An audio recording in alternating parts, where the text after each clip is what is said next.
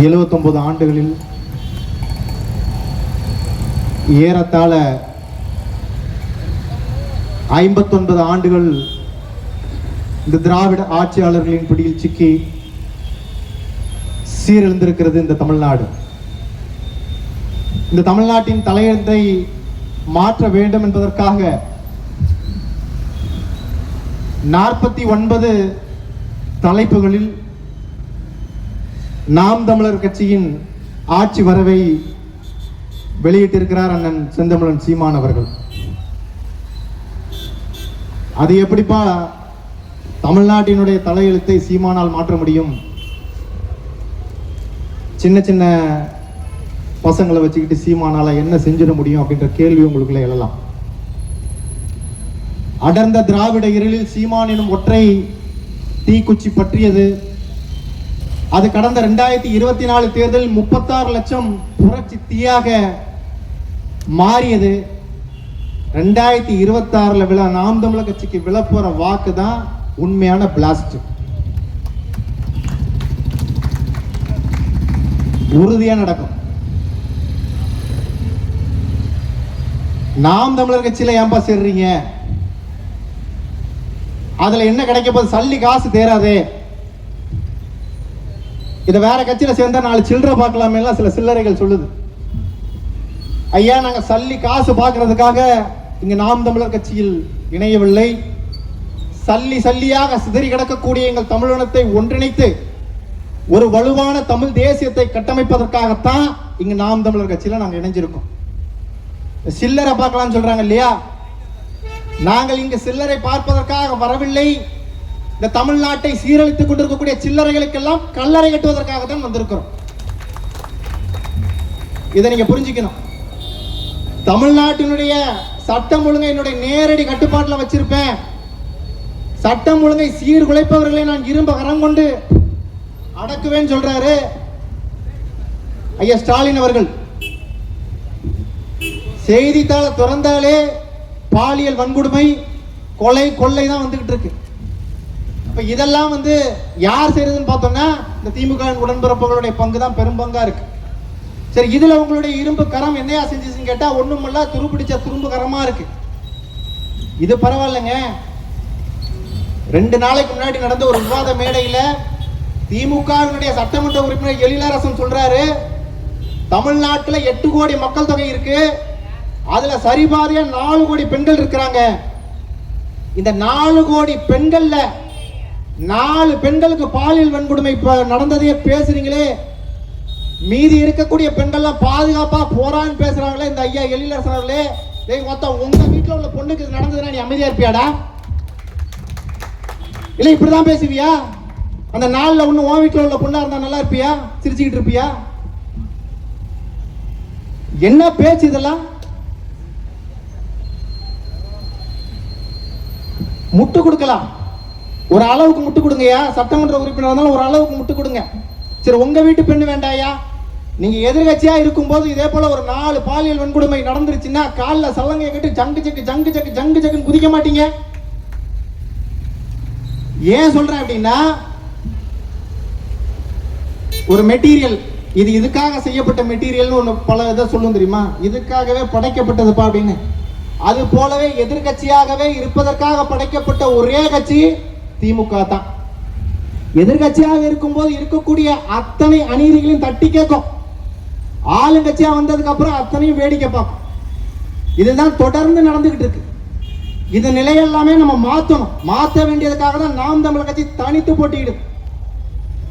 பெண்ணியம் பேசுறோம், பெண்ணியம் போட்டுறோம், பெண்ணியம் பாதுகாக்கிறோம் பேசுது, மூச்சுக்கு 300 வரை பேசுது.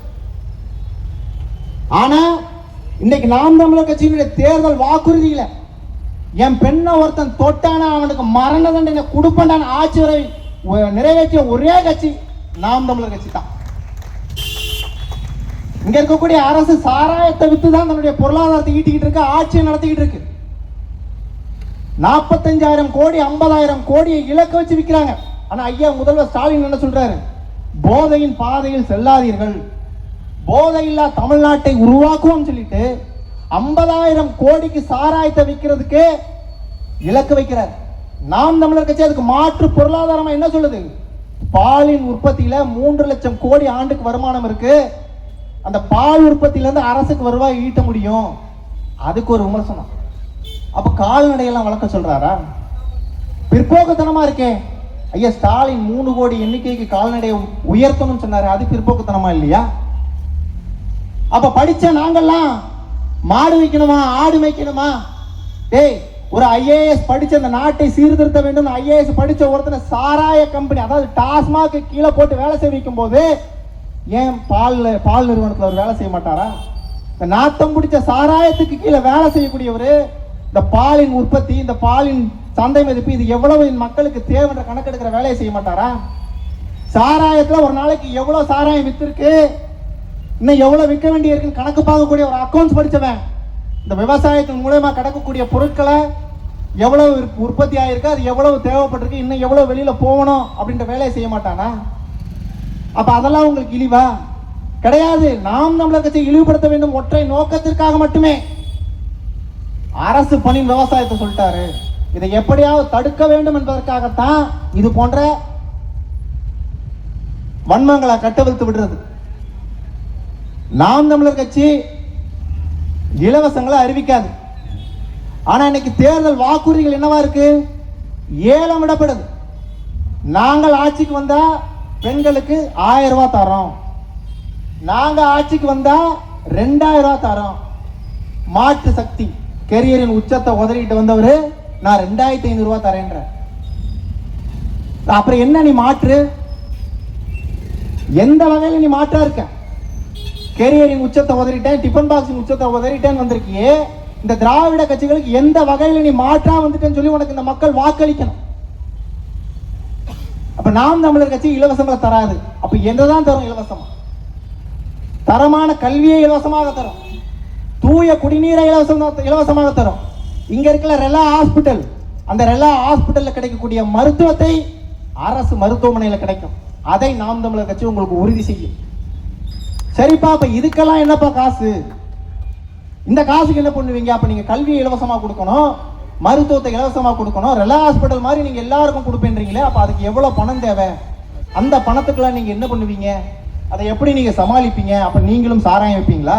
இல்ல எங்கள் மீது வரி அதிகமான வரியை ஏய்ப்பீங்களா அப்படிங்கிட்ட கிடையாது. தனி ஒரு மனிதனுக்கு உணவில்லையே ஜகத்தினை அழித்திடும் பாட்டன் பாரதி பாடியிருக்கான் இல்லையா? நம்ம ஜகத்தை அழிக்க வேண்டாம், இங்க இருக்கிற ஜகத்துக்கிட்ட இருக்கிறத புடுங்கணும்னு வைங்க, மொத்த தமிழ்நாட்டை செழிப்பாக்கிடலாம். ஒரு ஜகத்தோட விட போறது கிடையாது. திமுக அதிமுக இருக்கிற பல ஜகத்துகள் புடுங்குறோம், இந்த தமிழ்நாட்டை ஒரு செழிப்பான மாநிலமா மாற்றும். இதுதான் நாம் தமிழர் கட்சி முதல்ல செய்ய போகுது. மாற்றுக்கிறதே கிடையாது, சத்தியமா செய்வோம். இல்லப்பா நாங்க அதெல்லாம் இல்ல, கூட்டம் அதிகமா வருது, அவர் எங்கேயோ இருக்காருப்பா, ஒரு புகழ்பெற்ற நடிகர், நாங்க அவருக்கு தான்ப்பா வாக்களிப்போம், வேற வாய்ப்பே இல்லை,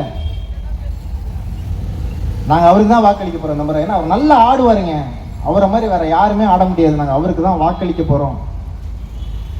தான் திரையில் கண்டு ரசித்த ஒரு நடிகனின் முகத்தை ஒரு முறையாவது நேரில் பார்த்துன்னு போன 41 பேரை துள்ள துடிக்க கொன்று குவிச்சவன் தான் இந்த நாட்டை ஆள வேண்டுமா?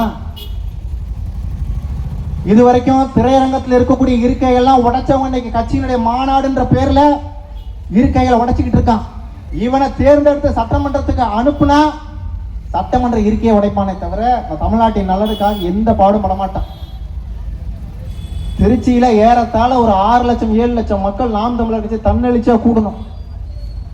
ஒருத்தருக்கு காசு கொடுக்கல, குவார்டர் கொடுக்கல, பிரியாணி கொடுக்கல, ஒரு சேர் உடையாம அந்த மக்கள் அங்கிருந்து திரும்பினாங்க ஒழுக்கத்தோடையும் நேர்மைத்தின. அதுதான் அண்ணன் சீமான் அவர்களுடைய வளர்ப்பு. அன்பார்ந்த உறவுகளே, தயவு செஞ்சு நீங்க சிந்திக்கணும். மாற்றத்தை விரும்பக்கூடிய ஒவ்வொருவருமே அந்த மாற்றத்தை தன்னிடத்தில் இருந்து மட்டும்தான் கொண்டு வரணும். மாற்றத்திற்கான ஒரே கட்சி நாம் தமிழர் கட்சி தான். மாற்றத்தை விரும்பும் ஒவ்வொருவரும் வாக்களிக்க வேண்டிய சின்னம் நாம் தமிழர் கட்சியினுடைய விவசாய சின்னம் தான். என் அன்பு உறவுகளே, பல்லாவரம் சட்டமன்ற தொகுதியிலே நாம் தமிழர் கட்சியினுடைய வேட்பாளர் மருத்துவர் இரா கார்த்திகேயன் அவர்களுக்கு விவசாய சின்னத்தில் நீங்கள் வாக்களிக்கணும் நான் கேட்டுக்கிறேன். இறுதியா ஒன்றை சொல்லி முடிச்சுக்கிறேன். கறந்தபால் மடிப்புகா, கடைந்த வெண்ணெய் மோர் புகா, உடைந்து போன சங்கின் ஓசையை மீண்டும் போய் உடல்களின் உயிர் புகா, உதிர்ந்த பூவும் விரிந்த பூவும் உதிர்ந்த காயும் மீண்டும் போய் மரம் புகா, இறந்தவர்கள் மீண்டும் பிறப்பதில்லை இல்லையே என்று சிவவாக்கியர் சொன்னதை போல 2026 விழப்போற திராவிடம் எழப்போவது இல்லை இல்லை இல்லையே என்று கூறி விடைபெறுகிறேன். நன்றி, வணக்கம். நாம் தமிழர்.